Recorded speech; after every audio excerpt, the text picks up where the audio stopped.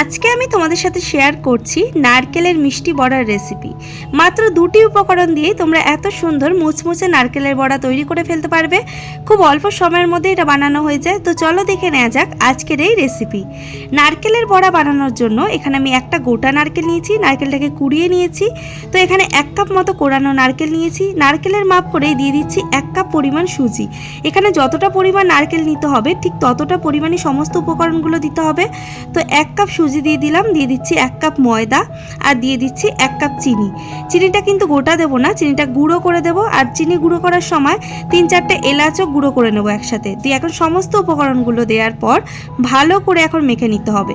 তো এখানে কোনো জল ব্যবহার করব না, হাত দিয়ে চেপে চেপে সমস্ত উপকরণগুলোকে ভালো করে মেখে নিতে হবে।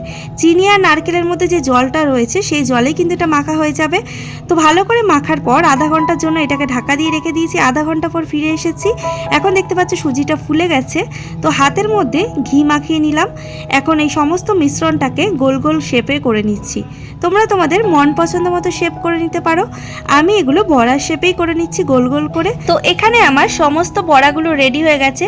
বড়াগুলোকে হাত দিয়ে চেপে চেপে এভাবেই তৈরি করে নিয়েছি। এখন বড়াগুলোকে একটা থালার মধ্যে সুন্দর করে সাজিয়ে নিচ্ছি। এবার এগুলোকে ফ্রাই করে নেব।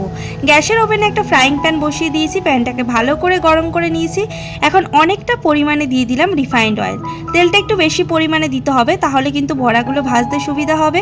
তো এখন তেলটাকে ভালো করে গরম করে নিয়ে লো টু মিডিয়াম ফ্লেমে বড়াগুলোকে ভেজে নেব। একদম হাই ফ্লেমে কিন্তু ভাজা যাবে না, তাহলে ভেতর থেকে কিন্তু কাঁচা থাকবে। সমস্ত বড়াগুলোকে লাইটলি ব্রাউন করে ভেজে নিতে হবে। তো এখন আমার সমস্ত বড়াগুলো দেখতে পাচ্ছ ভাজা হয়ে গেছে।